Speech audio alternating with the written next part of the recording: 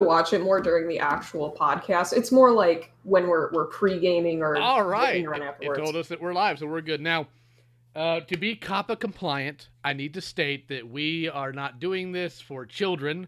We are doing this for boomers like me. So, to make sure that we are COPPA compliant, I will ask a favor of you, Mark. Is? Say a bad word.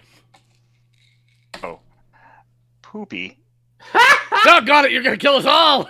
Oh, no. Oh my god, I can't believe Oh, I'm shit. done. Did I mess up? There we go. Got a Spite Wick Wiki moment right there. I'm happy with that. All right, now moving on. Go play Pokemon Sword and Shield or something, you kids. Yeah, kids these days. You stupid Zoomer, get out of our stream. God, that's In my day, there were only 151 Pokemon. Now there's like 1,000 of them, and they look like car Ice keys or cream something. cone. Kids these I days. hate ice cream cone Pokemon. First He and makes me foremost, so mad. I'd like to say happy birthday to Tim Stud. I see you were in the chat earlier, and hello, Dakota Jockers. I'm going to go ahead and share this link out onto the Twitters and the book face and all that, so feel free to talk amongst yourselves for a minute here while I go ahead and do that, and then we'll start the podcast in entirety. Well, I'm going to share this on the book face. I'm an old man. Leave me be. Oh, are you gonna add me on Farmville? Is that even still around? I have no idea. I didn't use Facebook in actually at all. I have an account, but I don't use it. Heathen. Farmville. Let's see. Oh my god. 32 million like this. That's a lot of pooples. All right, so it has been shared. So let's go ahead and get into this. I am Lio Convoy. I would hope you understand that by, the name on the screen here. But I am joined today with Couch Boy, who finally returns us after a sabbatical. I'm back. We missed you. I'm back, baby. Yes. We are also joined by number one Marmaduke fan, as usual. Oh, yeah. I'm here too. You get I no was just so chance there. excited about Couch Boys being back. I forgot I was here. Aw, thanks, man. And back for his second time, and hopefully a more reoccurring member of the ThunderCast, we have Mark, a.k.a. Pella Creepy. Yeah, I had so much fun last time, I came back for more. Now, All right. for those of you who are not aware, hello, Coyote Lovely. Want to say hi there. Mark here is to Ninja Turtles what I try hard to be to Thundercats. So he's very much so steeped in 80s cartoon knowledge and lore for the most part, and he's a lot of fun to goof around with about these things and to inform him that He-Man in 2000X series was ambidextrous. So... Is that a good or a Now bad I thing? get to carry that to my grave. Thank you for letting me know. You're welcome. It's actually an interesting thing when you notice the animation. You're like, hey, he actually uses both hands as his 4-forward hand when he's using a sword. He's ambidextrous. I don't know if that was intentional or just a flub of the animation, but it's kind of neat. But anyways, here are the topics for the night, dear viewers. All 4 of you. We are going to be discussing the ThunderCats episodes Spitting Image and Mongor. Then we're going to move on to 2 character retrospectives, that of the Inflamer, which was discussed a little bit in the last episode review we did, and the Ancient Spirits of Evil. And then we are going to delve into the depths of the UK ThunderCats Annual, the 1992 one, the last one that was released, with a special text story they had there that involves time travel. So, let's go ahead and jump on into this. I'm going to go ahead and give us a specific synopsis of the episode Spitting Image. In this episode, Mum-Ra, somehow, reveals that he has the ability to clone anyone he wants to, and as such, decides the best thing to do is to kidnap the most aggressive Thundercat and clone him, and then try to destroy him in hopes that his clone will ruin the Thundercat's image and destroy the inhabitants of Third Earth, because Mum-Ra is a giant prick. But at least he's not racist, I suppose. So... Something all right. like that. Couch, let's go ahead and hear your thoughts on this episode.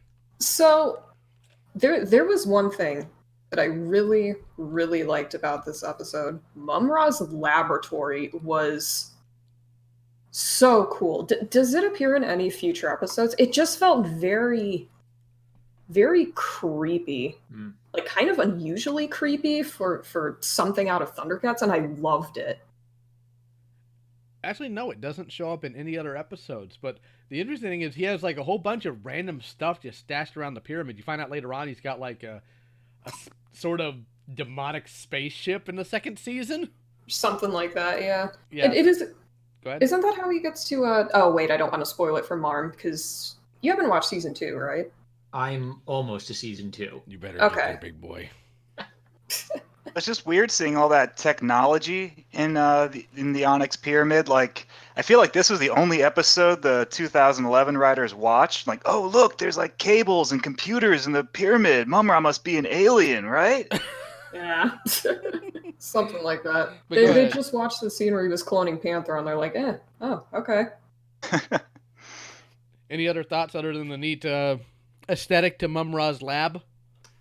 I just kind of felt like overall this episode felt a little, I don't want to say darker, because I don't feel like that's right, but I felt like it dealt with a little more like spookier stuff than normal. So I mean, Mumra essentially kidnaps Panthro, squirts some, for lack of a better word, like gas or goo or something out of this big old syringe into a mold, makes this horrible, soulless, like homunculus Panthro, and summons Hammerhand from the dead, slaps him in the clone body. He's like, all right, here we go. It just felt very like kind of out there, even for a ThunderCats episode. It was wild, though. It was wild. All right, There's something kind of maybe there's something primal about like the unholy alliance of sorcery and science. You know, like Frankenstein Yeah. taps into this, Saruman taps into this. Maybe kind of related to like the creepy aesthetic of his lab. I was really paying attention to the background shots in this one, and you can even see like the hatch lines where the artists were, adding texture to, all the spooky elements of his laboratory. And maybe like a narrative element that stood out to me about that is how he was clearly afraid of his own creation and backing away from it. Like all of Mumra's relationships are about power politics and can I manipulate you? And he's afraid of his own reflection. He's afraid of his own servants. I just thought that they didn't even like point it out. He was just kind of like sort of silently creeping away from his own guy. So it was a bit subtle. Like, oh, damn, I messed up. Like, uh-oh. I mean, I was a little freaked out too when like Panthro kind of like clone Panther like crawling out of the mode, like going. Not gonna lie, I was feeling a little spooked. I think if I had seen that episode as like a young child, it probably would have scared the hell out of me. Any other thoughts, Marmaduke? One more thought later when Mumra is swinging around Panthro up in the air. There's some shots where I think like Panthro like approaches the camera and it zooms all the way to his eye. Mm-hmm. I'm not like the animation expert. Mark and Tim are on the Thunderdrome, but I do know that's like really technically difficult to accomplish because you're and without even the aid of computers, you're basically having to like have the entire face expand in space towards the camera. Has to stay in scale and consistent. Yeah, it is really difficult to do shots like that. But this was specific animation. The people who used to be Topcraft who went on to be Disney. So I mean, they always nailed it. I think I remember the director's commentary for Avatar: The Last Airbender. They had a shot like that, so they talked a little bit about how tricky that was. So that's how I knew that. So, well, I mean, there are animated moments in the episode that just looked so good. Like when Panthro first shows down with the clone and like in the forest and it's on fire. Like that's an epic scene. Right. Yeah. And I'm gonna go ahead and let Mark go, and then I'll go ahead and give my thoughts on this episode. Okay. Well, this episode is very near and dear to my heart. I talked about it on Twitter. So I am completely incapable of giving any sort of objective review of this episode because it is the only episode we had on beta cassette when I was a kid because I am a boomer, evidently. We had betas back then. They had higher quality but less storage space. But we had it on tape. And so I watched it again and again and again and again. And by the early 90s, ThunderCats, I'm not sure if they were really still in rotation much. I remember only ever very rarely catching them on TV in the early 90s. I didn't get to watch the full run of the show until it was on Toonami in like 98, 99. So like Spitting Image was kind of the only Thundercats that I had to watch as a kid, and I was fascinated by it. So this episode is the only one I watched again and again. So I absolutely love it. And revisiting it the other day for the first time in a while felt great. I think it's a really good episode. I'll try to speak objectively. I think it's a good episode for a lot of the reasons Couch and Marmaduke talked about. For Couch, she pointed out that there's a process for creating a homunculi, a clone of Panthro, and it's not just like press button, get copy. He has to get whatever crazy gas he's got to do. He's got to get a mold of Panthro. First, he's got to kidnap the guy, get a mold of him, then fill it with his weird clone gas. Then he has to summon a ghost who he can control to possess the body to give it like autonomy, and it's not easy, which I thought was interesting because I think a lesser writer would have just said, "Oh, I've got a cloning machine. I'm going to make a clone. There we go. Bada boom. It's done." But this one, it went through a multi-step process that made it feel a bit more, I don't know, complicated, and that it shows Mum-Ra's ability and that he doesn't just, magic up a clone. He knows what he's doing, whether it be technology or magic. It was a good episode for him, and just a good episode for animation and for Panthro. This is a good spotlight one. The scene where he gets thrown into that chasm, that volcanic chasm, he has to think his way out of it. And throughout the series, we've seen Panthro. We know that he's smart because he builds all of their vehicles and their weapons and their accessories. But this was one where we really see him thinking through a problem, where he's like, okay, I'm going to time the blasts by counting, and that's how much time I'll have to get to the next ledge before I get incinerated. And so he uses his brains as well as his strength because he's got to climb out to get out of the pit. Just all around, I think, even subjectively or objectively, it's one of the better episodes. It's also interesting that Mum-Ra singled out Panthro as the one he wanted to clone. Like maybe Mum-Ra thinks in terms of raw power, so that's what attracts him to Panthro specifically. Panthro is the whole package, isn't he? Brains and brawn. Yeah, he should be Lord of the Thundercats. Oddly enough, he's like third in line. It's kind of weird, but I think that's probably mostly due to the fact that while Panthro is very intelligent and he's very strong, there are some qualities that others have that he doesn't, and one of them is, one of them that he doesn't have is being slow to anger. Panthro is not slow to anger. Panthro will get pissed and chase after you and try to maul your face off. So now, he also strikes me as the guy who just wants to be in his lab. Yeah, he wouldn't want to rule. Right, yeah. Now, my thoughts on this episode, I have a similar experience to Mark in the sense that Exodus, Spitting Image, these were video tapes that were rented by my family, of course, in the late 80s and early 90s before Thundercats came back on Toonami when it eventually re-aired. And I like, number one, of course, all the animation to it. It's just wonderfully done by Pacific Animation Corporation. I like the fact that this shows that Mum-Ra does think tactically, and that his desire isn't just destroy the Thundercats by destroying the Thundercats. It's, I'm going to damage their reputation, I'm going to isolate them, I'm going to turn them against themselves, and then I'm going to let them destroy themselves from within. Because that's his initial plan. And showing that Mum-Ra's going after Panthro, and the Panthro, of course, doesn't put up with any of it. The first thing he does when Driller shows up is want to knock his teeth in. I liked where the direction they took with this, and I like how it ended in the sense that Panthro got to clear his own name.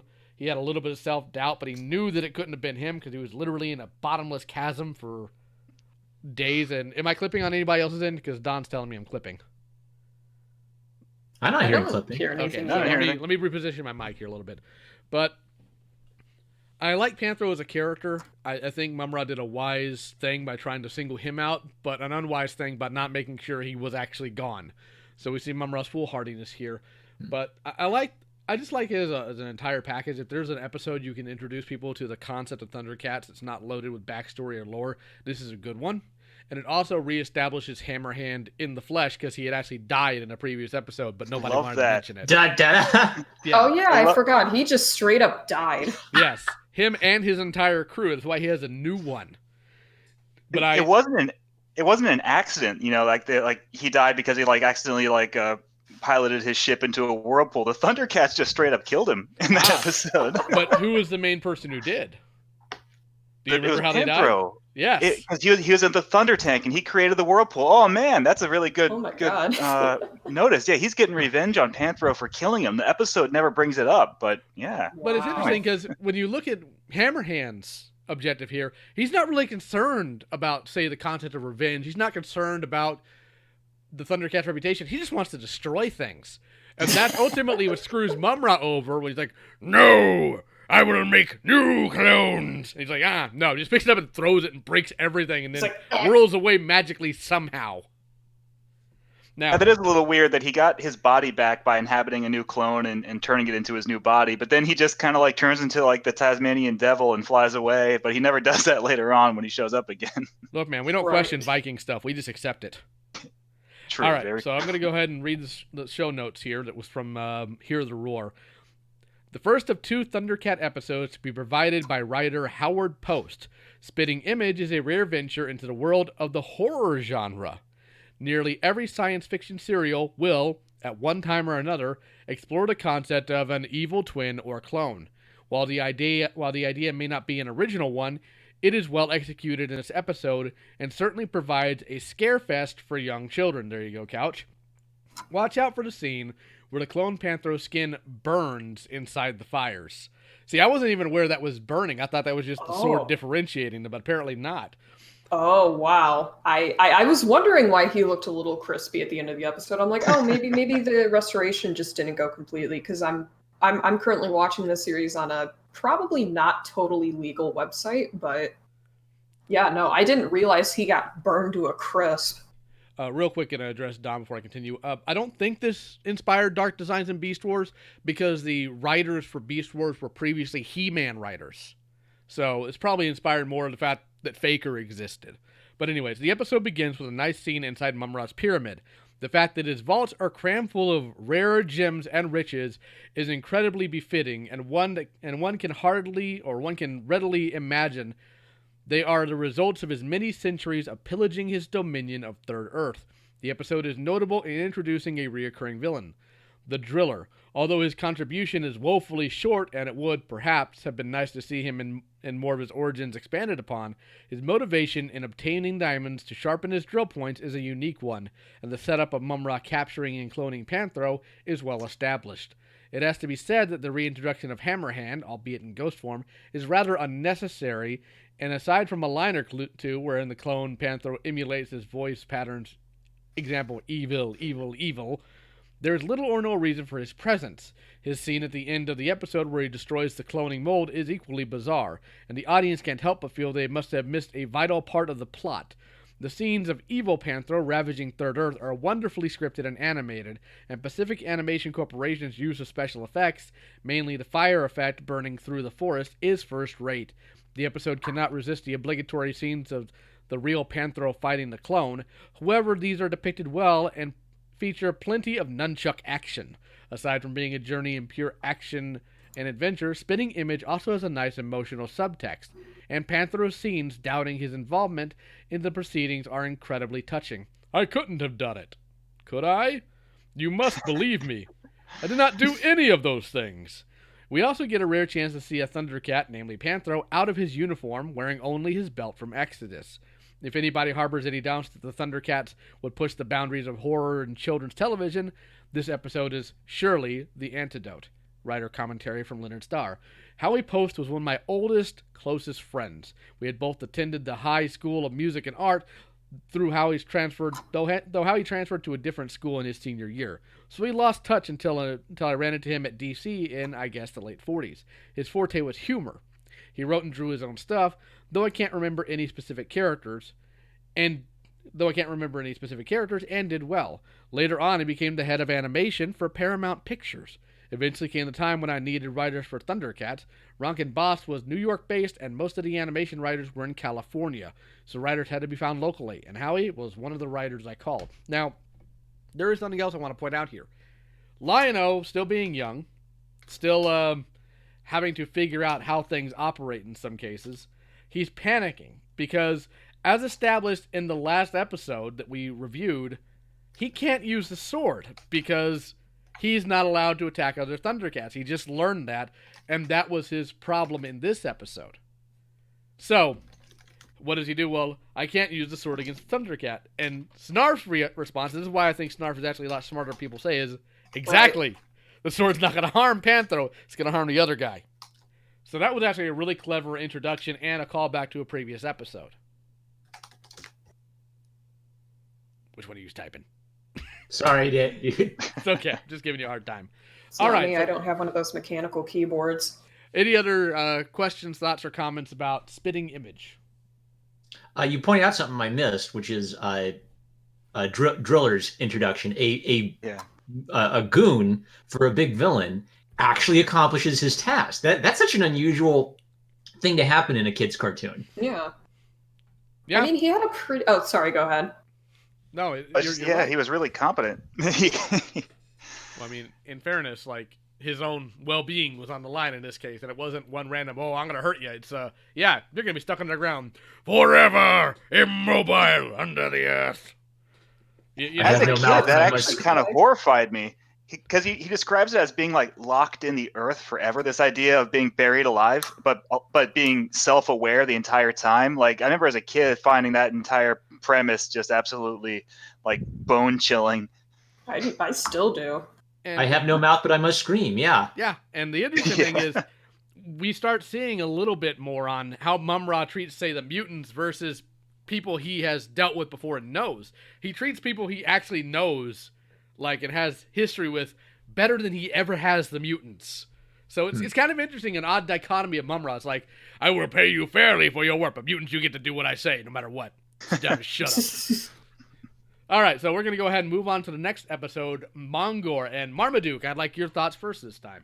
Sure thing. So, for a synopsis, this one starts in media res with Mongor breaking stuff and burning everything down. And we discover that the Thunder Kittens stumbled across his temple, and while, like, poking around and being curious, accidentally released basically Satan himself on Third Earth. They have a fight with the older Thundercats and run off. And through a series of battles, Mongor essentially wrecks the Thundercats one by one. And the Thunder Kittens and Lion-O learn that the only way to defeat this abominable creature is to defeat him without looking at him, because he draws his power from pure fear. Something that really stood out to me, you might know more about this, Lyle, but it seemed like maybe a slightly different animation style. I noticed some, like, animation errors on, like, Tiger's nose, and I noticed that some of the expressions seemed a little bit more fluid, like they were more willing to, like, have Panthro smile or have Snarf look awkward or have the twins look really guilty. So I thought it might be like some different animation studio kind of giving a fresh take on the characters. Well, I know it's still the same studio, but it may have been a different team specifically on that episode, or it may have been very well rushed. So there's always going to be a bit of a hiccup sometimes, especially when you're back in the 80s when you're doing syndicated series, because when you're trying to get a series in syndication, you're working on basically every episode at the same time. Right. So I actually liked it, though, because, you know, sometimes there might be a tendency for, like for Panthro, for example, to always have, like, the stern expression. And so when they kind of mix in some of that, it maybe gives it a little bit more psychological depth than when it's just kind of like them being strictly on model. Yeah. I mean, the episode, that was the first thing I noticed too, was that the episode I wouldn't say looked bad, even though there were probably more animation errors in it than in usual episodes. It was more that the characters just moved differently, and even though they were, I guess, on model, like Marmaduke pointed out, they wouldn't necessarily go off model. They would just kind of do little nuances that the main Pacific animation team wouldn't have the characters do. Kind of like this team that animated this episode was less familiar with how the characters are supposed to look than, you know, the main Pacific animation team. And it kind of looked like maybe this was a Korean episode, even though Pacific Animation was Japanese. And I know it's not unheard of for Japanese studios back then, even though the ones who are contracted and credited for the episode, they will outsource the animation to other teams, especially if they're doing like a 65 episode in one season production schedule. It's possible. But I obviously don't know for sure because of the way credits worked in the 80s. But the episode still looked pretty good. All right. If I could add on to that. Oh, sorry, go ahead. Go ahead. No, go ahead. Oh, if I could add on to that, I kind of agree. I think that animation team that worked on this episode might have been a little unfamiliar. Because one thing I really noticed, while most of the characters were, for the most part, on model, the one that I felt really wasn't was Mongor, like the main villain himself. Like, I'm gonna be honest, I didn't really care for this episode for a couple of reasons, and this is one of them. It seemed like they especially couldn't keep his facial features consistent from scene to scene. Lio, do you know any like reason why that would be? Well, the only reason I can think of is the fact that we don't know, and this is unfortunately part of the lost media aspect of ThunderCats because it was animated overseas with a team that we don't really have every name to. My ventured guess would be that Mongor may have been an in-house idea, and maybe their model sheets weren't as good for him or weren't as spread out beyond the team very well. Um, I did notice the inconsistencies with how he's done. Sometimes his muzzle's bigger, sometimes it's smaller, and I know that he does change size in the episode, but the issues are less with the scale on that end and more to scale with his anatomy. So I'm not exactly sure what went on there. I will agree the episode wasn't the best animated, certainly not the best example of a well animated Thundercat series or episode, but I personally enjoyed the episode, but I'll get into why more in a minute here. But unfortunately, my direct answer is I really don't know. I only have guesses. Okay. All right, so we have anybody else's thoughts before I move on?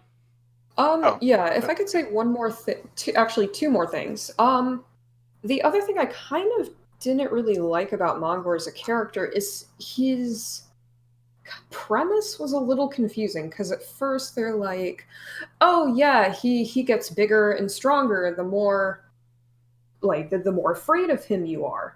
Which is why when he defeats each of the Thundercats, he gets bigger, stronger, whatever. But then, like, halfway through the episode, when the kittens are looking at the runes, they're like, oh, it looks like the secret is to just not look at him. And I don't know, maybe I missed something and didn't see how those two things correlate, but Lionel was able to defeat Mongor by essentially looking at his reflection in the Sword of Omens and, like, shooting over his back. And I don't know, I kind of felt like the original, like, fear-powered premise kind of got forgotten.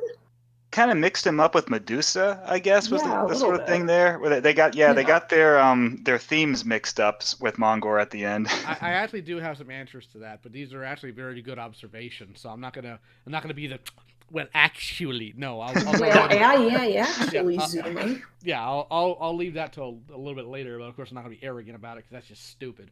Now, I enjoy the premise for two reasons. Number one, we are introduced regularly that Third Earth is not a nice place, and not in a nice place in the fact that it doesn't have good inhabitants. Of course it does, but in the fact that Mumra has ruled this place for so long that it is literally filled with every type of evil you can imagine. You have evil characters like, the Giantors and the Trollocs. You have evil characters like the Inflamer. But then you have more primal evils like Mongor. Because at the beginning of the episode, after they do the cold intro, oddly enough, one of the first times Thundercats ever did that, where you have to go back and find out what the story is, Mumra doesn't talk to him like he's a minion. He talks about Mongor as a friend. And he's been looking for him for this entire time, and he couldn't find him. He didn't know what happened to him. But now that Mongor's free, he gets to terrorize Third Earth. And Mumra, of course, is enjoying it because he is the ever-living source of evil. So, when it comes to the fear aspect, especially as a little kid when you're dealing with a bunch of weird stuff, and I'm not going to go into it here because I don't talk about my personal life, but having something that shows you fear can be dealt with. And the interesting thing on top of all that is also, this is the first time we see the Sword of Omens deal with what is essentially a spiritual threat. Mongor isn't physical in the sense that, say, Safari Joe is. Mongor operates purely on fear. He is literally the spirit of fear. And what Lion-O did in this is a confrontation of that evil without feeding into it. Because Mongor's abilities come from you seeing him and being afraid of his visage, right? You're afraid of seeing him face to face. Now, my takeaway before reading any of the show notes was, well, you see the Thunder Kittens, they look at how they sealed him away originally, saw that people were looking into their shields and his power was being reflected back on him. What that does in a way is it depersonalizes it. Like, if you run into, say, a person that's a really aggressive or terrible human being, say you got an abusive father, if you see him like in a photograph, that's nowhere near as horrifying as you seeing him in the person. Right. So I think that does a sort of a psychological break, looking into the reflection and attacking him that way. Because that way you take away his power, and of course the sword winds up cutting him down. And at the point where he is at his weakest is when you can confront it. And confronting that type of fear is also important. But there's other lessons in this I enjoyed too. When the Thunder Kittens initially said, hey, that was us, every single adult, including Lion-O, started talking down to them and just completely verbally undressing them and just talking them down.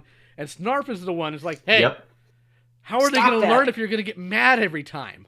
Two good episodes in a row for Snarf, really. Yeah. Right, yeah. And that's why I value Snarf, doggone it. I'll fight for him. And he's right, because as adults specifically, we sometimes think children are, this is going to sound really insulting, I don't mean to, but are smarter than they are because they can be clever. But being clever isn't the same as being intelligent. And it also isn't the same as accurate risk assessment. Of course a kid's going to go digging around in something they don't know. Kids do it all the time. How many times have you seen like a nephew, or if you have a kid, like your own kid, you have to tell them, don't put that in your mouth. There's a reason for that. But don't look under my mattress. You don't need to see those magazines. People still need to tell me that. So, yeah, of course, you're on an ancient planet. They probably should have been number one, monitored, or number two, taught at some point. Hey, when you see evil, creepy things, no touchy. Because you got to keep in mind, Thunderra, we find out later on, all of their ancient evils were long ago sealed away. The Thunder Kittens never had to deal with anything like this, so their curiosity got them into trouble. They should have at first, of course, told the adults, but they were scared to get in trouble. And what happens? They got in trouble. So they wound up assessing that and addressing it. And this is something I don't see cartoons in general tend to do. Even in modern times, it's, well, what's the best way to deal with a child that has done wrong and know they've done wrong? Is it to yell at them more? Well, no, of course it's not to yell at them more. If they acknowledge that they've done something wrong, figure out how to fix it and then move on from there. So that was actually a very interesting little thing. That seemed like a lesson for the parents and not for the children. Like, if your mom and dad were watching with you, it's like they're telling, like, hey, mom and dad, if you yell at your kid every time they confess to doing something wrong, they're not going to confess anymore and they're going to hide it and make things worse. You're reinforcing the wrong behavior. Don't do that.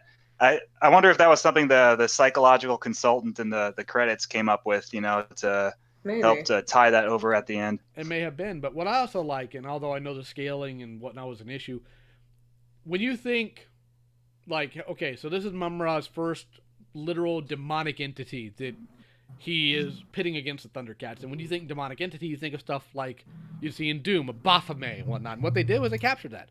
They got a goat-headed, bipedal, demonic-looking sucker that spits fire and has a scythe. Look, if you were to grayscale him and put him on a death metal album, you would never be able to tell he was from Thundercats. And that's a good thing. It was a good design choice. Yeah, Mongor is one of those. He reminds me of the Scarecrow from Batman, not for the obvious reasons, the fear thing, but that he's a character I like, and it's hard for me to defend why I like him. I mean, Mongor only appeared in one episode, but I like the way he looks. He looks like something that would be the harbinger of fear. He looks like freaking, Baphomet, Satan with his scythe. He's got, the Grim Reaper's scythe with him. Scarecrow is like that. Scarecrow, depending on the design, can be very scary. Mm-hmm. He's just not in a lot of great stories, and he always gets defeated the same way. But he has the potential to bring this horror aspect to his stories, which is why I like him, even though he's not one of the greatest Batman rogues, and Mongor was just a one-shot villain. I do wish he'd gotten an opportunity to appear more than once and maybe explore more of what he can do without being a one-note villain, but that never happened. Well, here's the weird thing. Mongor appeared apparently several times in the UK comics. Yeah? Yeah, so we'll have to explore that a little bit. But again, this goes back to me talking about how Thundercats really didn't predicate itself on the toy line, because for some reason Mongor has an action figure. He showed up in one episode of the cartoon. He's sitting here on my shelf. What the heck, man? Man, they were really eager to get that Satan action figure out.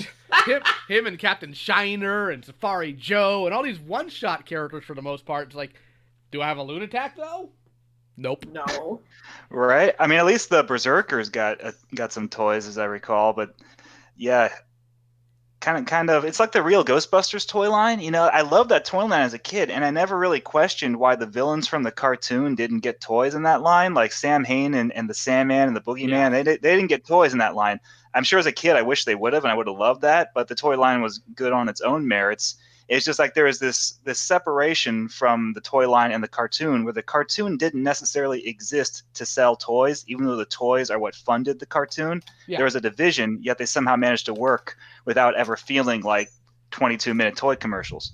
Now, in fairness, I'm completely happy with us not having a Boogeyman toy when we were kids. Like that doesn't bother me. That would have. I actually showed that a little bit off topic here for a moment, but I actually showed the first episode with the Boogeyman to a friend of mine, and this dude was like in his 20s, and it scared the piss out of him. It's effective. Well, I mean, it's Frank Welker, and he's talking like, "I remember you." Oh God, that's like chill down your spine scene. I love it. Well, I'm also like, wait a minute, this guy's not a ghost. Oh God, how do we beat somebody who's not a ghost? We shoot him. But so that's another character though, the Boogeyman. He's another character like Mongor and the Scarecrow, whose whole deal is that he gets stronger the more you're afraid of him, and weaker the less afraid of him you are. And he also has goat legs. But he dresses for work. But anyways, here's the notes that were in Hear the Roar about this.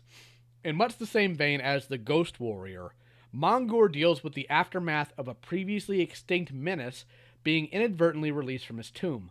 Unlike the former episode, the villain is not a Thundercat gone bad, but rather a creature that seems a cross between a horned ram and the Grim Reaper. Peter Lawrence, now let's keep that in mind, I'm going to bring that back, injects a welcome pace to the episode by the beginning of the story halfway through the events. As well as being a novel way to structure the script, this also has the benefit of opening with the dramatic scene of Mongor ravaging the planet.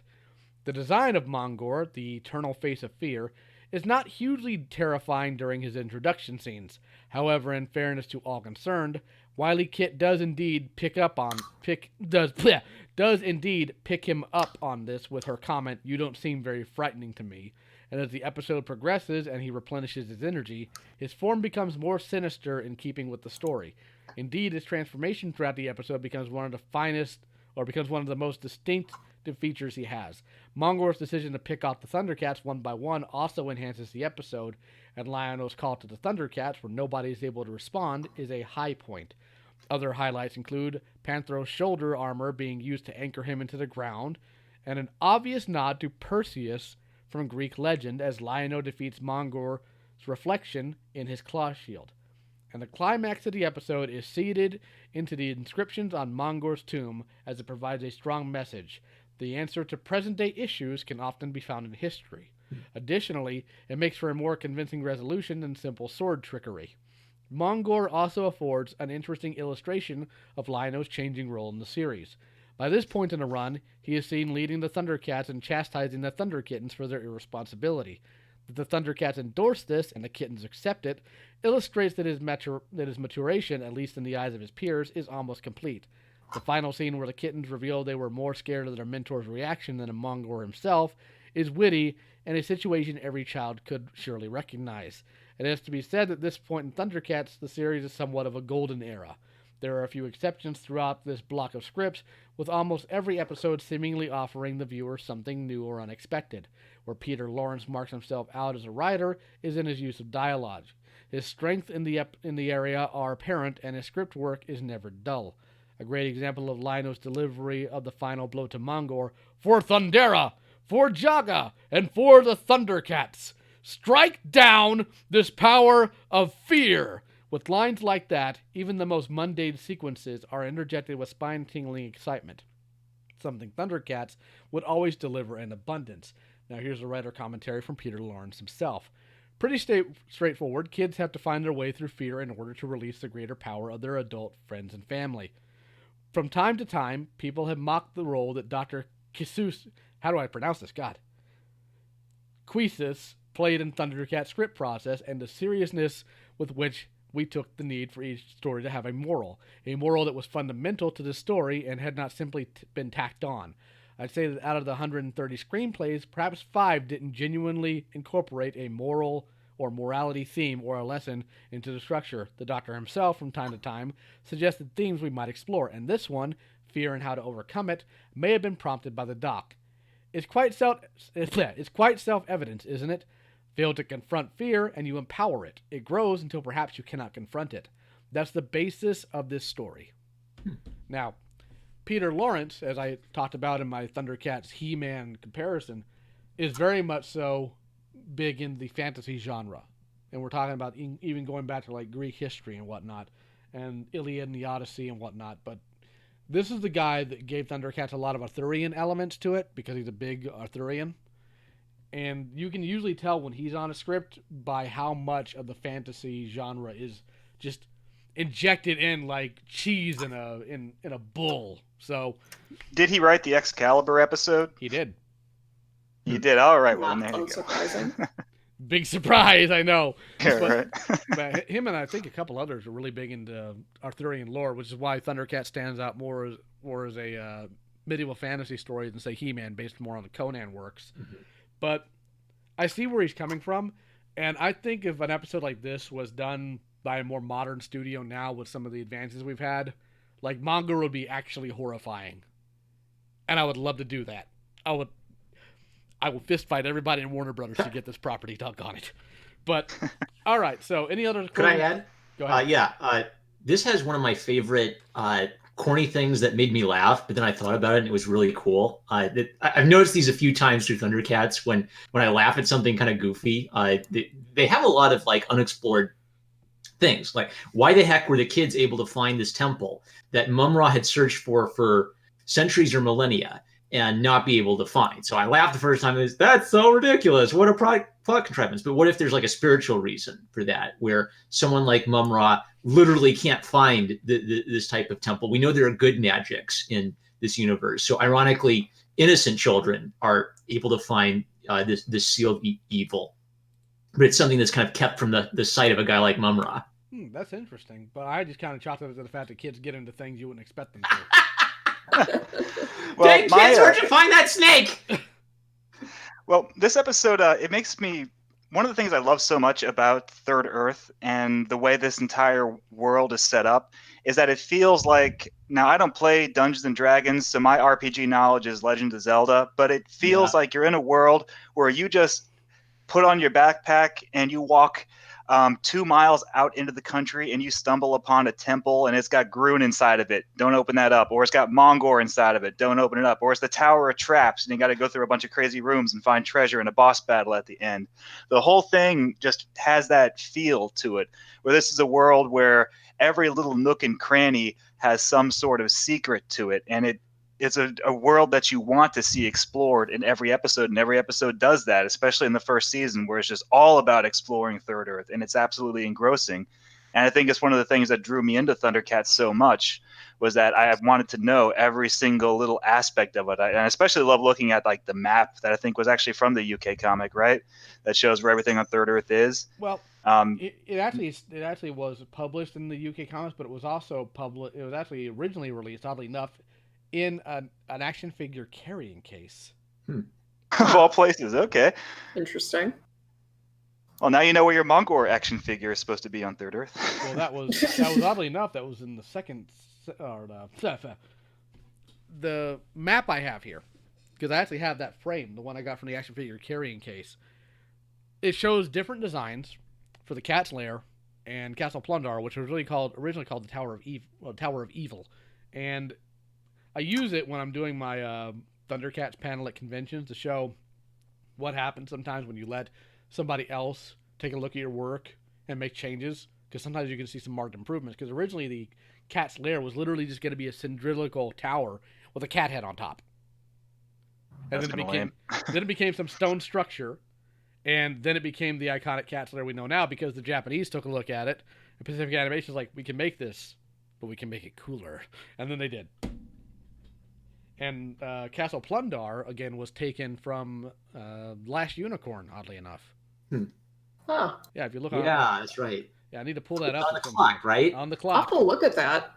But, remember you told me that, and it kind of blew me away. Like, oh yeah, it's on that mantle in Christopher Lee's Fortress yes. in the movie. Can you imagine if he did Mum-Ra's voice? But anyways, hello, Carl.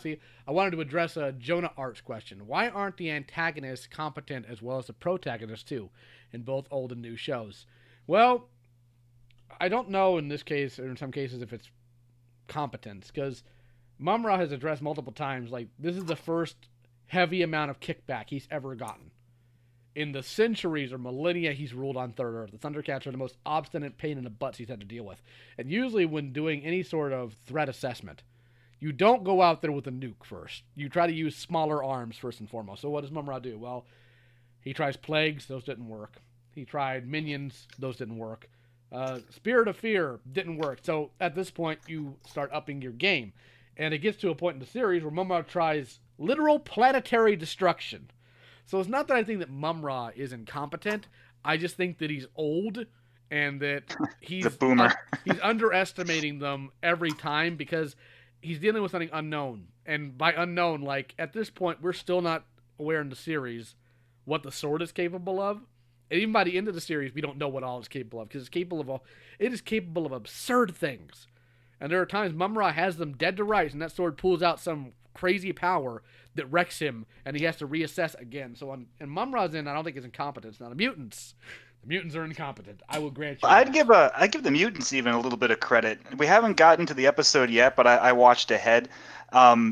Return to Thundera has, I think, a really good spotlight of the mutants and what they're capable of as a threat. And they have this death machine called the Warbot, and I'm not going to spoil it for Marmaduke because he hasn't gotten it yet. I've seen it.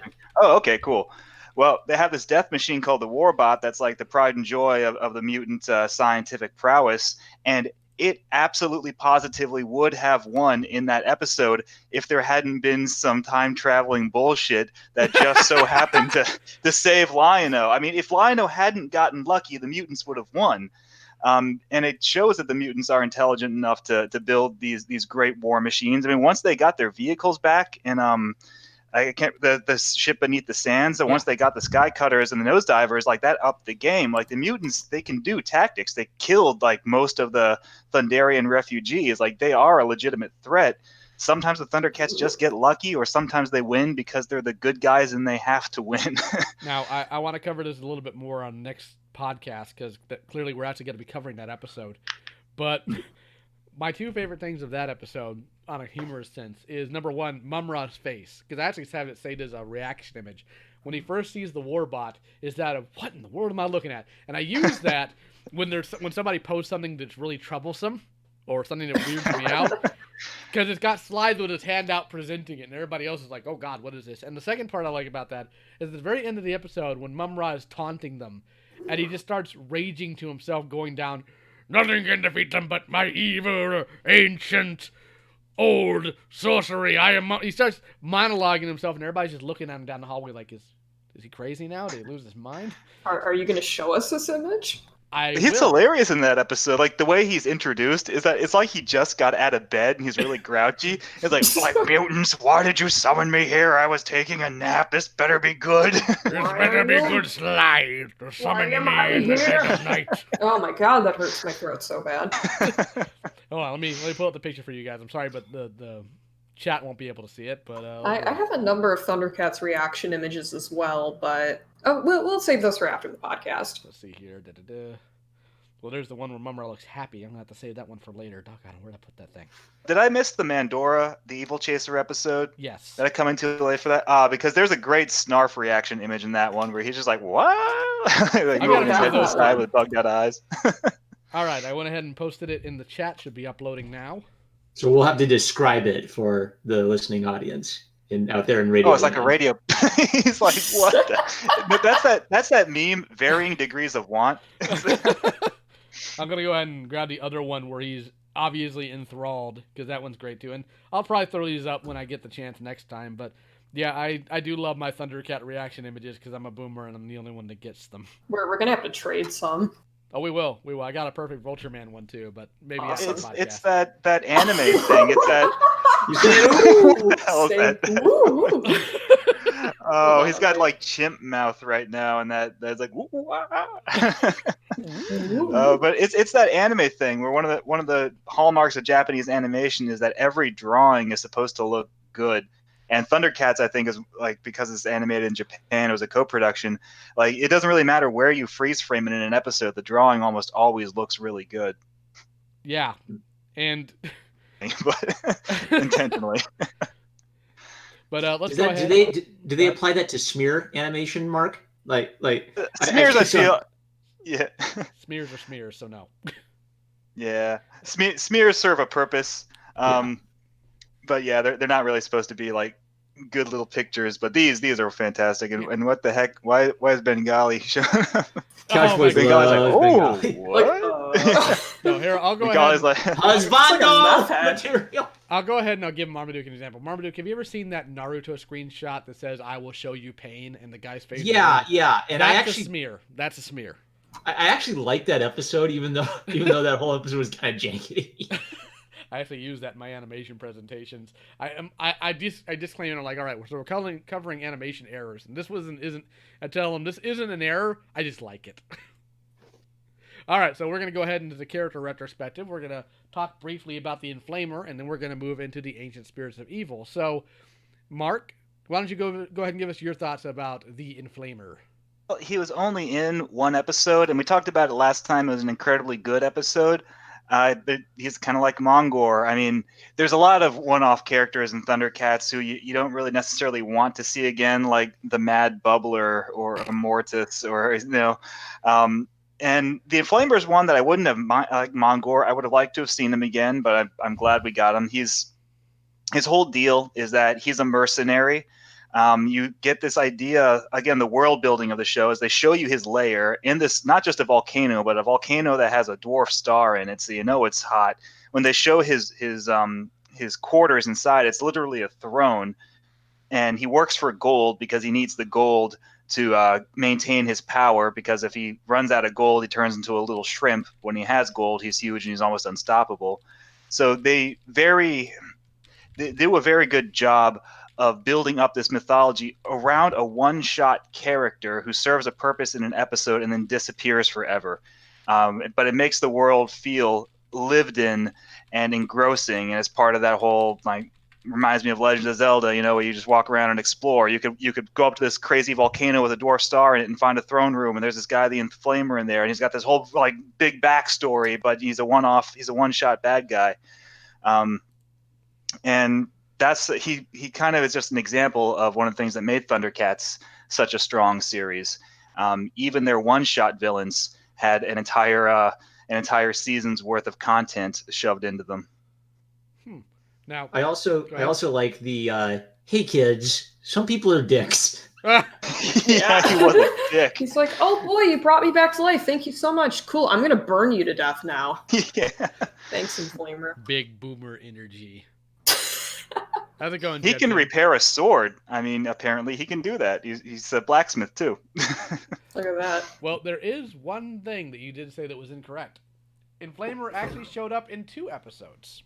He did? Oh, I'm forgetting then. Yes, he showed up in Lion-O's Trial of Evil as one of the characters he had to face in Mum-Ra's Labyrinth.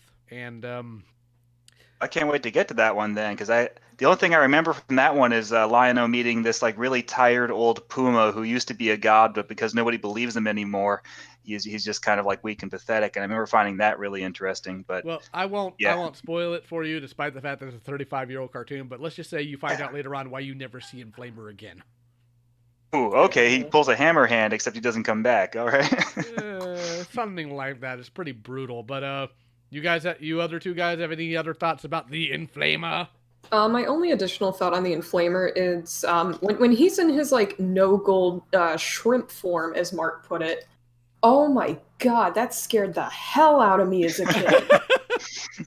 He looks like something out of the Dark Souls series. It's the best way I can describe it. He's so horrible to look at, and when I was looking at him on the wiki, because I didn't have time to watch all that glitters. Just the picture of him before he gets his gold still bugs me.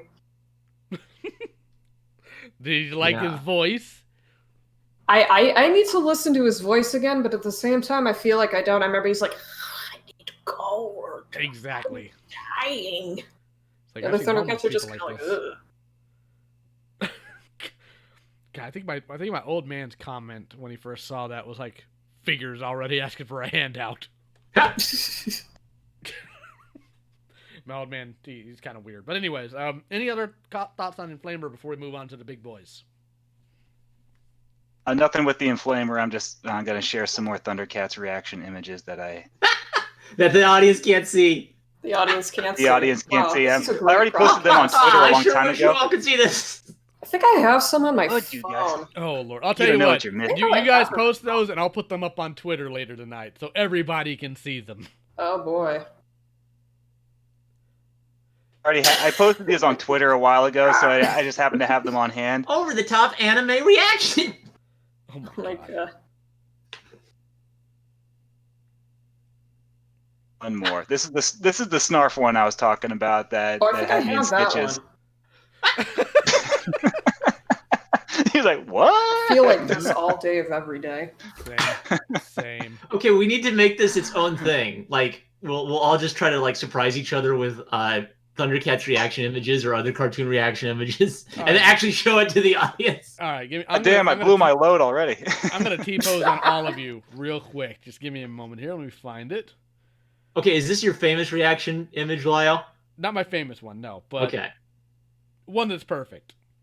Because this is me every day. So, Chad, how are you doing? Oh, what the fuck? That's from the Soundstone episode, right? No, that's actually from. Oh, Mark was actually tweeting about these ones, the non-famous mutants, and they're great, like anime swimming. Yes. Me trying to switch tabs in Clip Studio, and my dad walks in on me drawing something questionable. Oh boy. But anyway, we should probably get back to the content that our viewers can. Let's go ahead and get back to that because I think we might be boring. Let's see here. Yeah, we're losing the audience. Okay. All right, so we're gonna go ahead and talk a bit about the ancient spirits of evil. Now, the ancient spirits of evil are the source of Mum-Ra's power and the source of evil in general in the entire Thundercat universe. They are ancient monolithic creatures. They have appeared in apparently other worlds, other time periods. Like, they're, for lack of a better word, they're the gods of evil in the world of the Thundercats. And I'm going to go ahead and let Couch lead and tell us what she thinks of the ancient spirits of evil as construct and their own individual characters, what little they got. Honestly, I don't really have too much to say about the ancient spirits of evil, other than for a children's TV cartoon, right? I'm TV cartoon. What am I talking about? They seem just really, really creepy. Like, to this day, like maybe I'm just a crybaby, but the ancient spirits of evil still creep me out. It's just something about seeing those like really grotesque statues spinning around, going, Yeah. Sorry, I cannot do a good ancient spirits of evil impression. But Da-da-da! Da-da-da-da! Labra, come on, Labra, what did you for something? God. Oh, that's how they sound, right? Something like that. It's actually Earl Hyman that did their voice. Huh. Oh yeah, it's the same guy who did Panthro, right? It's Panthro, but talking through like a fan. Yeah, it's Panther with like a Mia Farrow voice. Something like that. Probably how Yeah, I like the ancient spirits of evil, but I like them more when they got explored in the later seasons, when they were just sick of Mum-Ra shit. Yeah. And they kept like punishing him and then like bringing him back and then punishing him again and threatening to punish him. And like Mum-Ra kind of, in these early episodes, they don't explore his relationship with the ancient spirits of evil. They make it clear that Mum-Ra serves them, but he calls on them all the time. And it's later on that the ancient spirits of evil kind of assert their authority over Mum-Ra and start to tell him that he's failing much too often. Which is kind of sad, because Mum-Ra had reigned supreme for how many hundreds of years, and he just happens to start screwing up in a couple years, and it's like, well, Mum-Ra, what have you done for me lately? Yeah. And then they just totally like don't put up with him anymore. That's like 2 seasons from now. So. Yeah. That Marm needs to get to. Speaking of Marm, your thoughts? Marm, Kevin? just skip. Marm, just do what I do. Skip school. Skip school for the first Thundercats. Thundercats episode I ever watched was Thundercats Ho Part 1, so... I missed my chances to skip school and go fishing out in the lake like Tom Sawyer as a child. I was way too much of a straight arrow. Kid, you One want time to I see a cried dead body? because they need attention. So I know how you feel. Your turn, Marm. Marmaduke, what's your idea on the ancient spirits? Spooky man. Oh, I'm sorry. Yeah. Okay. All right. So I like the devil as a bad guy for inspiration for children's cartoons, right? I'm gonna And I clip feel that. like kind of like the story of my life has been like the 80s and 90s. Christians saw Satan everywhere, and then we kind of like realized, oh, wait a second. Mark's brought up Legend of Zelda twice. I've just been really thinking about this a lot. How I don't know. There's like some deep connection between how good and evil works in The Legend of Zelda and how it works in ThunderCats, where in both of them, evil is an eternal thing that's They vanquish him almost at the end of every season in the show, and he just keeps coming back.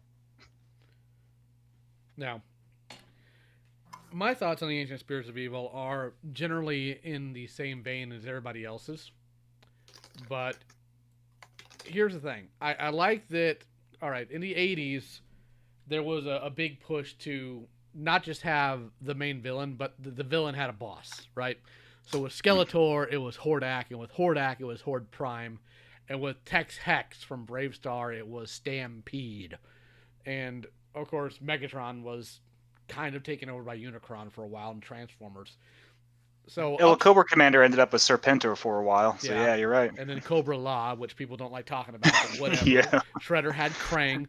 But what they did with ThunderCats was a bit different. They didn't just have Mum-Ra have a boss, but they introduced them slowly. And, of course, you see them in the second episode, but they don't actually respond to Mum-Ra until Excalibur.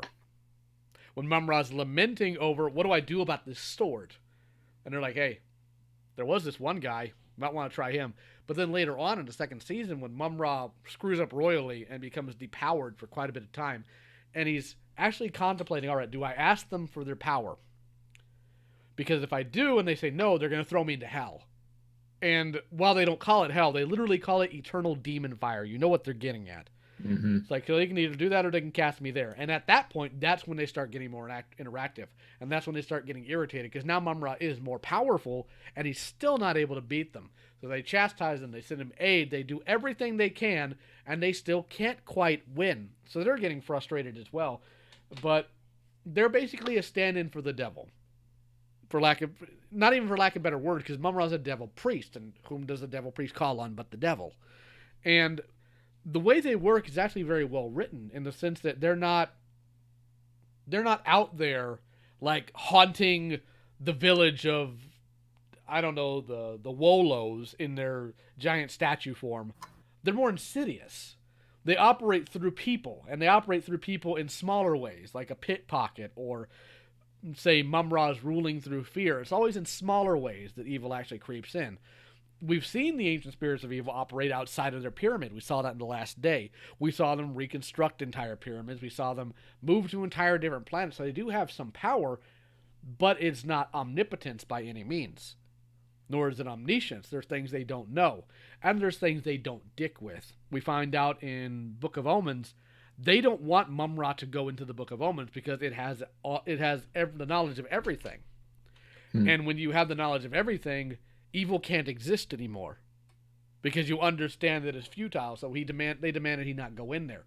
So it's interesting to see how they ratchet it up. They don't just go from Mum-Ra talking to floating statues to, well, now I'm your boss and I'm going to do everything for you. They never went that far. They never made Mum-Ra the third wheel. He was still there. He still did their bidding, but they were actually an active presence by the second season that Marm needs to get to.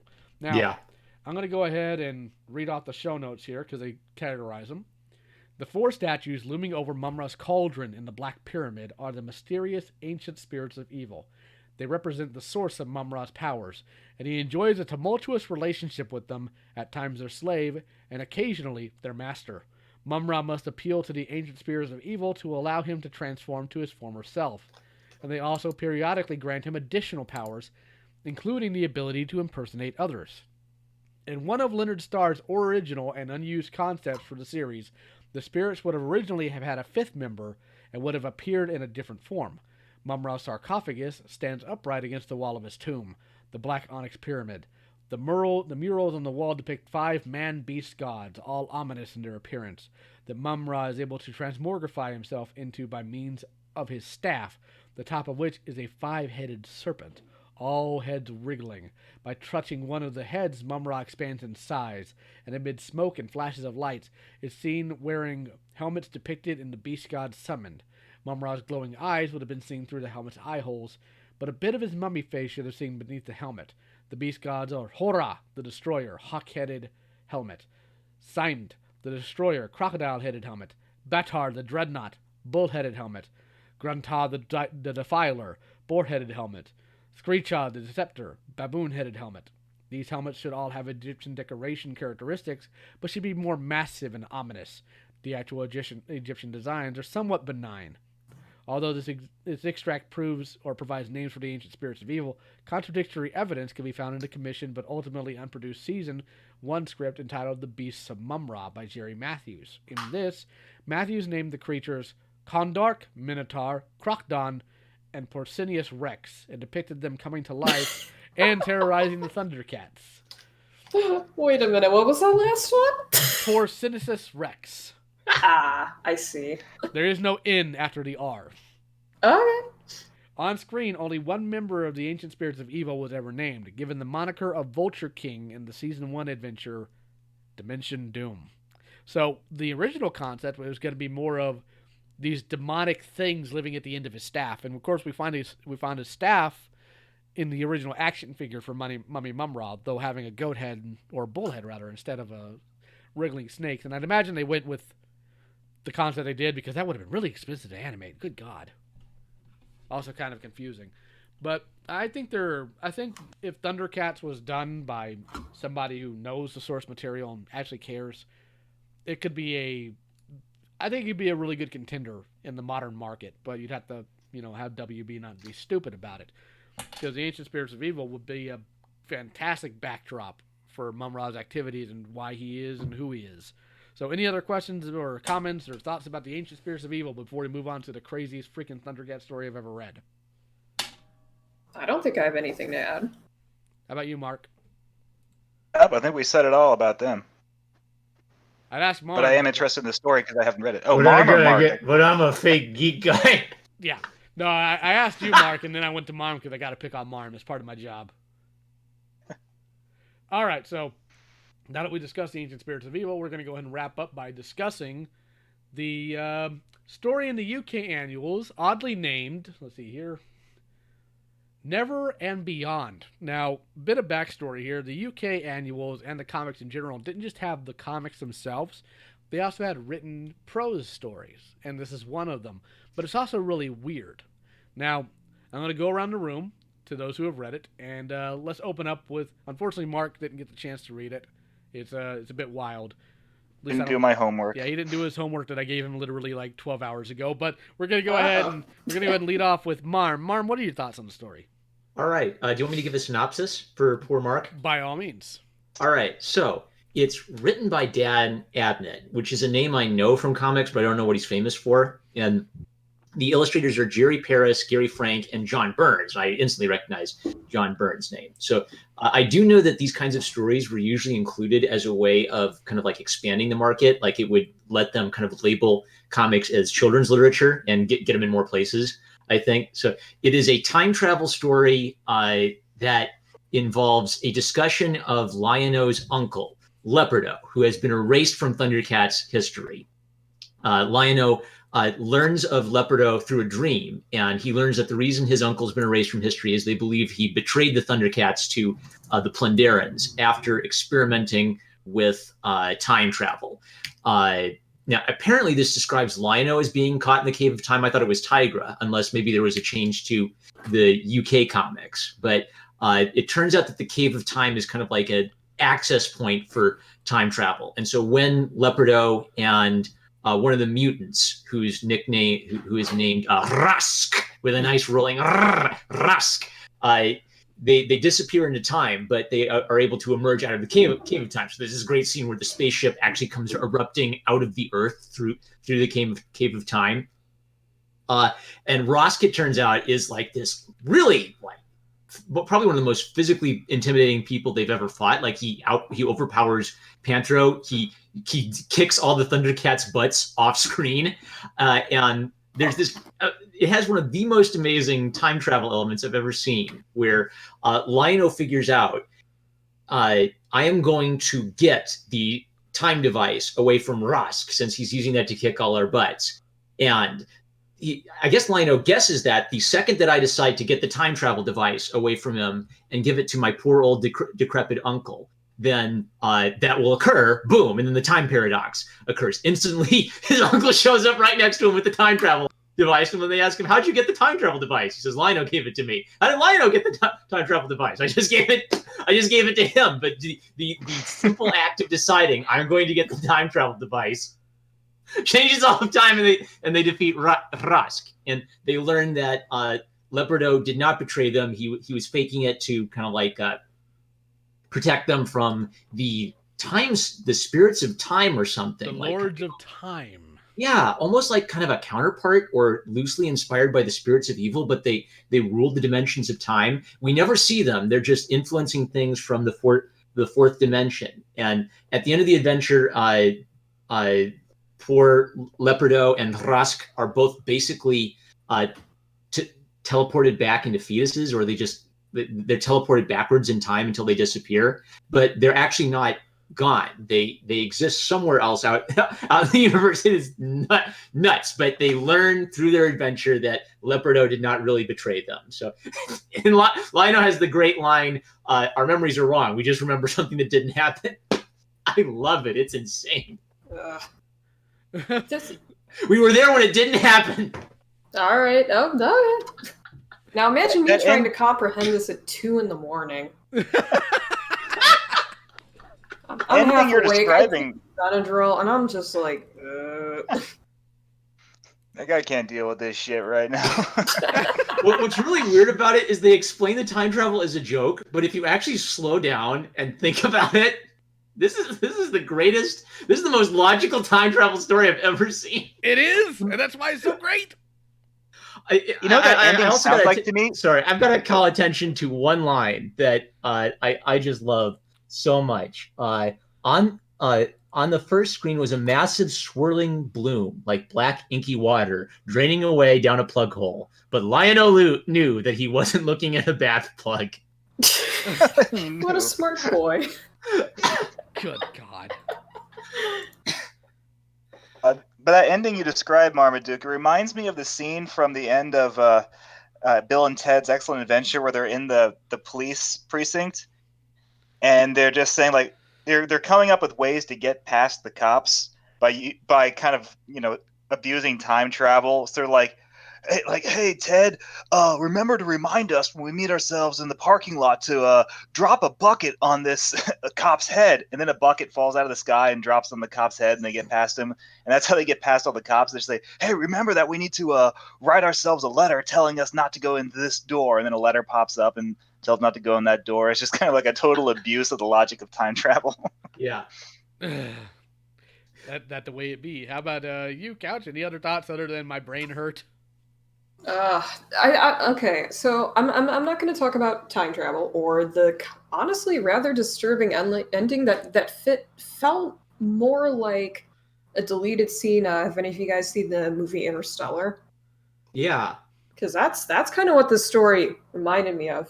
But the one thing that I really love about the UK comics, this was kind of a small detail in this story, is that they kind of explore the characters' personalities more, I feel, than they do in the show. Like, because for the most part in the show, except for maybe in the first couple episodes, the Thundercats, they rarely argue. They're usually seen almost always working as a perfect team. But in this one, I think there's a scene where Lion-O says something about when none of their clocks are working, that he's like, oh, we've run out of time. And Tiger's like, come on, Lion-O, don't be stupid. And Panther's like, no, seriously, Tiger, we did. And it's so good, honestly, to see them kind of bickering a little bit. Because not only does it make them more human, it also kind of really drives home the idea that they're like a family unit. Because, families don't get along all the time. Yeah. Yeah. And it's more in tune with Tigra's characterization in the comics, where he's a little bit more of a prick. Right, yeah. Now, like he's kind of a... You were the one who was telling me he's kind of a narcissistic jerk in the comics, right? Yeah. And he is in the UK comics. And in Right, comics, yeah. I feel like you can get away with a bit more because you maybe have more time to flesh things out over the course of the run. And in a 30-minute cartoon, right, it's usually going to be focused around kind of like one key plot point or one key character moment. It was often that way. I mean, geez, compare like, the 80s Transformers cartoon, which I do like, but compare it with the Marvel comic or the G.I. Joe cartoon versus the comic. Both are very good at what they did, but oftentimes the comic, I guess because it had more dialogue and less FCC regulations, it could explore things a bit more. But that goes back like all the way to like the 20s and the 30s. Compare like the Mickey Mouse shorts with the Floyd Gottfredson Mickey Mouse comic strip. Mickey's a totally different character. Yeah. And he's much more dynamic. Or the Steger Popeye comic strips versus the Max Fleischer cartoons. Like Popeye is much more involved as a character in those. It's just one of the benefits of comics is that they can get a little more in depth with everyone. Yeah, and in the case of Tigra, like in the cartoon, he's quiet, he's shy, he's reserved, he's not a jerk. In the comics, though, there's like one specific story where the Thundercats are trapped in some sort of cave that's trying to swallow them consciously. And so it tries to put them in different delusions. And Tigra's delusion is that he's back in, I don't know why he had one, but his apartment on Thunderra, surrounded by beautiful women. I mean, me too. But... oh my god. Comic Tigra. Comic Tigra seems to have the same problem that UK Comic Bengali does, in that they're absolutely terrible people. In answer to Carl's question, I actually don't think the UK comics inspired that version of Tiger from the 2011 series, because I don't think Daniel Norton and the team were very well aware of them. I think they just saw, well, in the original Tiger was kind of meek. Let's make him a prick. This way to counterbalance. Now, here's my thoughts about the story that are interesting. Number one, I actually do like how they imply or implored the time element, because firstly, it comes externally from a dream Lino has, and I love that moment where like, hey, this name sound familiar to everybody? Like right in the middle of breakfast, and ruins everybody's breakfast.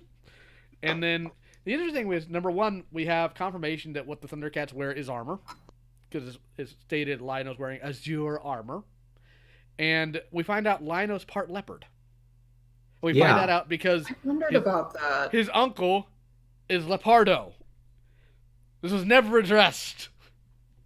Doggone it. So you think it's Leopardo, and I thought it was Leopardo. Well, I have no idea. My initial goal maybe it's Leopardo, like Leonardo. Actually, I was thinking kind of how Leopardo. I was pronouncing it. I was actually thinking Leopardo as well, as in Leopardon, the giant mecha from the 60s Spider-Man show. I mean, see, my logic was, well, he's related to Lion-O, and that's how Lion-O's is, so it should match the way Lion-O's is. In fairness, we can pronounce it however we want, and like anybody's going to tell us otherwise. We set the rules here, doggone it. I'm the only person who talks about Thundercats on the internet. All right, so I actually really enjoyed the story, but a couple more interesting things is these Lords of Time, they're not benign. They're malevolent. Because the entire reason why Leopardo is worried about it is like, if they get a hold of this man, everything's going to suck forever. Like, these guys are pricks. But you also find out, when they don't want the device, what do they want instead? They want the Sword of Omens. So, we now find out that the Sword of Omens is on par with power as time itself. Nice. Freaking... I will go on record. The Sword of Omens is the most powerful sword in fiction, with the exception of Excalibur, because it has the one rule that every kid hates, and that's the power to have better powers than everybody else, doggone it. It's freaking broken, man. How do you fight that? You don't. Can't it do? Like, it literally held a planet together. Good God. And yes, the emissary of hell, Spider-Man, which I'm glad is going to be in the next Spider-Verse movie, I will have to admit. Oh, yeah. So do we have any other questions or comments about this story before we move on to next month's topics and then close out the stream? I got a quick question. So. Go ahead. Oh, I got a quick question for Lio Convoy. It doesn't have to do with the story itself, but just about the UK release of Thundercats in general, if you know. So, did the UK broadcast of Thundercats cut out Panthera's nunchucks like the UK broadcast of Ninja Turtles cut out Michelangelo's? Actually, I have an answer for that. You see, last week I went to the video transfer store here in town because I had the UK copy of the Thundercats Ho movie in PAL format, and I had them change it to digital, and I tried to post it on the Facebook Thundercast page, and I got copyright struck by WB. But yes, Panthera's nunchucks are cut from the intro, and they are cut from the part of the part of the movie where he uses his nunchucks to throw Monkey in off the mutant fist pounder. Wait, are nunchucks illegal in Europe? They were. Matter of fact, they were cut for. I'll put it. The UK had really weird laws in the 80s. Like Ninja Turtles was actually called Hero Turtles because of their censorship laws, and Panthro and Michelangelo's nunchucks were completely edited out. Are the Japanese were they just illegal in Europe? No, because swords were fine. And so were bow staffs and scythes and whips, but not nunchucks, because nunchucks they presumed can be easily cobbled together by children, and well, honestly they can. I did. The kids would hurt themselves with them, like I think was the reason. Yes, which I mean they're not wrong, but at the same time, screw you. Well, you want to watch the funniest thing ever? Look up the UK cut of the first Ninja Turtles movie, the 1991. Oh, I've seen it. So you know it. How it's so funny. The way Shredder dies at the end is, in the real version, he goes charging at Splinter with the spear, and Splinter takes Michelangelo's nunchucks, wraps them around the spear, and flips him over the edge, and then he goes falling into the trash compactor. In the UK version, he just goes charging at Splinter and just falls off the side of the building into the trash compactor. Well, there's also the fact that they added a whole bunch of really weird sound effects. Like when the Foot Ninja jump into the window, and it's like really wacky sound effects for some reason. Yeah, the UK version is it's toned down to be less violent. Again, they call it Hero Turtles because they thought that the word ninja had violent connotations because ninjas were assassins. So for some reason, the UK said they couldn't be called ninjas. Like Canada had a law on that one books, at least through the 90s, that children's entertainment could not use the word war in the title. So because war was too violent for children's shows. So Star Wars Droids and Ewoks was just called Droids and Ewoks. War Planets was called Shadow Raiders. And the worst one, Beast Wars Transformers, was called Beasties, like a cereal. It sounds like something you have for breakfast. And the weirdest thing about all three of those shows that I just referenced, all three of them were animated in Canada. So Canadians made those shows, but they couldn't even watch them with the correct titles. It's crazy. Fantastic. I love that. I love it. I love it because they gotta suffer. All right, so let's go ahead and start our closing process here. So next month, we of course need to talk about a hero character, and we need to talk about the next two episodes. So we go ahead and pull up my handy dandy guide here to find out. I know one of them is the first return to Thundera, which I know people have been waiting for because that actually is a very good episode. Not that I think any. Well, actually, no, there are a couple of ThunderCast episodes that are actually horrible, and we're going to get to those later. And Dr. Dome Tome. Oh, that one. That one was... That one's special. I don't like Dr. Dome Tome. I like him too, but I also like the giant mecha frogs. True. Oh, those are so cool. We're going to end up talking about that if we keep going. But, all right, so what hero characters should we talk about next time? Let's go ahead and see. Chat, what do you guys want to see us talk about? And they will inform us here in short time because there's going to be a 30 Have we second covered delay. all of the main Thundercats yet? We have not, actually. We've only covered specific We ones. did? Go ahead. Okay. Did we do just one of the Thunder Kittens, or did we do them as a pair? We did one. We did Wily Cat, I think. Okay. I guess we could follow it up with Wily Kit, unless the chat disagrees.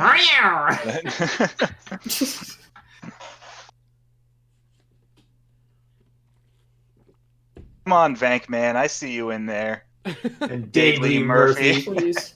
Oh. Leopard on. Leopard on. We got I to want us talk to about talk about Spider-Man. Yes, You clearly. can't do that one. We didn't There's like talk one about- story about him. Wait, Leopard O, right? Leopard. Oh. Well, I mean, From if you just- want a character retrospective on Leopardo, we just gave it. That's literally the only time he ever showed up. Yeah, he's only in like one story. Ooh, I actually have a topic if you guys want to go a little bit off board instead of going with the pattern. Why don't we talk about what we would do if we had to do a new Thundercats cartoon? Oh boy, I don't love it. think you want to hear my answer. I know what your answer is, and it involves a lot of shipping. Not as much as you would think. I know okay. exactly how much I think. While You, you're you, exploring, you want it? No. I'll prove you wrong. You know what? I wouldn't even include my dumb OC. She wouldn't even be in it. There we No, go. instead you're just going to make Contest. Bengali suffer for your own amusement. No, I have fan fiction for that. I wouldn't subject like an entire like plethora of boomers to that. That might be funny. What kind of person do you think I am? Isn't Bengali suffered enough just being Bengali? I mean, he is the prettiest of them, so he can't suffer too much, I Is suppose. that why he had to die? Yes. Hey everybody, I'm Palette Swap Tigra. Well, he's not even that, oddly enough, when you actually look at him. And that's really odd. One thing about the LGN toy line that's really interesting is Bengali is actually a completely different mold than Tigra. Yeah, I thought it was like a different toy line that used the same mold. Did any of them use the same mold? The Playful toy line in Brazil used Tigra's mold for Bengali and used Jaga's mold for Linkso. Which was really Interesting. creepy.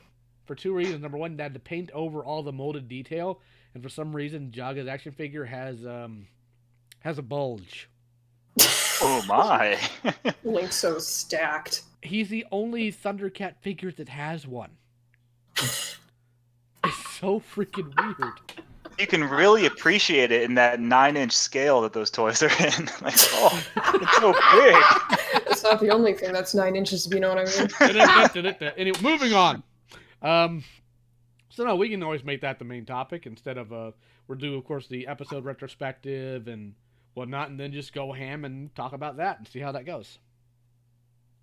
well, I'll just have to binge watch season 2 if I'm going to talk about what I do in follow up. I'd be down for You that. have a month. I can do it. I'm going to drawing bug again. you. See, okay, the trick is I'm drawing again. So when I'm drawing again, that means I watch more stuff. So here we go. Yeah. I'm going to bug you I back. don't know how you can stop watching episodes. Like, I've been revisiting it too, but once I get like going, it's like 5 episodes later. I'm like, oh no, I was supposed to be at work 2 hours ago. Whoa, that's a bit much, man. I'm like the most God, I wish hardcore that were me. Thundercat fan you'll meet, and I'll never get that bad. I just can't stop. I find the revisiting the show is just really addictive right now. I just I get hooked on it. But Mark, people on the The internet wage cuck is strong within me. people on the internet said the original Thundercats was poorly animated. I don't know, man. I don't know. Oh, they can go fuck themselves. I agree. Well, Oh we're my definitely God. not going to be listed by the Kappa police anytime Hey. soon. Go away, Kappa.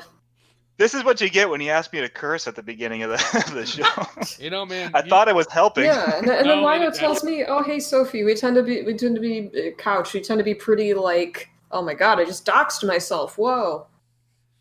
But he's like, "Okay, couch. We kind of tend to be a little PC on the show, so don't say any bad words." And I'm like, "Oh, this is gonna be hard." Yeah, but that's before the government threatened to fine me $42,000 per video they think is addressed to children. Oh, nice. I can get rid of my swear jar now. I don't know what I'm gonna do. Like, part of me just wants to say, "All right, government, if you want to sue me, Well, go ahead and sue." we'll see if it Are even we goes gonna- through. Are we going to get in trouble if we talk about Mum-Ra's origin from the Wildstorm comics where his real name was literally Wank? No, It's it the was opposite. Wait a They're minute. It punishing was you for Wahonka. being family friendly. it was His name's Wahonka. Wank, okay. I'm sorry. Yes, in the Wildstorm comics, they gave him a background as a Sem priest named Wahonka. I do remember that, but I didn't realize that shortened to wank. Thank you, Mark, for enlightening me. Moving on. Still better than the last time people started asking questions about Mumra in the chat. I'm still traumatized from that. Let's do a retrospective on Wizra, just because we get to say Wizra. God, that dude's voice, man, that was legendary in cheese. Well, let's see. We can do one or two things. Either we can talk about what we would do if we were running a ThunderCast cartoon, or Actually, no, the other or wouldn't be fair because Marmaduke hasn't even watched the original. I was going to say we could always talk about our thoughts on a 2011 cartoon, but that would be very unfair to Marmaduke. I'd have to watch the 2011 cartoon again. I don't Oh, think yeah. I've seen it since it came out. Yeah, it's not my favorite thing in the world. I'll say that much. I need to give it a second watch because I watched it. The last time I saw it was when it was brand new, and I think I've only seen every episode one time, like when they premiered. And I had my misgivings about it. It wasn't as good a reboot as like the 2003 Ninja Turtles, the 2003 or 2002 He-Man. There's a lot of stuff that I think they're really off base on, but they also did some stuff I liked. So I wouldn't say it's a complete waste, but I do need to rewatch it and then reevaluate it. That reminds me, stay along a little bit after I close out the podcast because I have some Ninja Turtle related questions for you. But I'll go ahead and let the chat know. Any questions, comments, or concerns? You got 30 seconds to address them before we go ahead and sign off, guys. See here. The latency. We wait for the latency. Jeb Jams thinks it'd be fun to see what we come up with for our takes on the continuation of the story. Oh, I'm sure it'll be great. I'm sure we're going to have wildly different thoughts and opinions. But seriously, I will fist fight every single human being involved with Warner Brothers if I get the rights to this series. Have you considered exploring the comics rights instead of just like the show rights? Oddly enough, God, what's the name of the gentleman who does the Little Formers comics? Matt Moylan. Yeah, I talked to him a little bit at TFCon, and we were talking about rights, and he said, like, I think the rights to Mortal Kombat that DC owns or Warner Brothers owns, like, they want an obscene amount of money for the licensing rights to that. So I know that they want an obscene amount of money for the licensing rights to ThunderCats. So I don't even know if I'd be able to get that type of money together just to license it. Unless they're like desperate to get someone, right? Like if no one wants to touch Thundercats Roar, and you say, "I want to make a Thundercats comic," I'll make a really good Thundercats comics. They might, I don't know. It's all supply and demand. You're also missing two other aspects. Number one, I don't have a comic company, and number two, I have no credentials. I can draw, but I can't manage myself at all. Warner Brothers is kind of delusional with the value of some of their IPs. Tim and I have been trying to get them to license Night of the Lepus to us because it's a movie with killer rabbits in it, and they won't return our phone calls. Let's see here. Warner Brothers owns that? Red Vitamin Blue says Thundercats musical needs to be talked about at some point. Unfortunately, there's very little to talk about because nobody ever recorded it, and all we have is a booklet. Huh. Oh, so we can read the sheet music.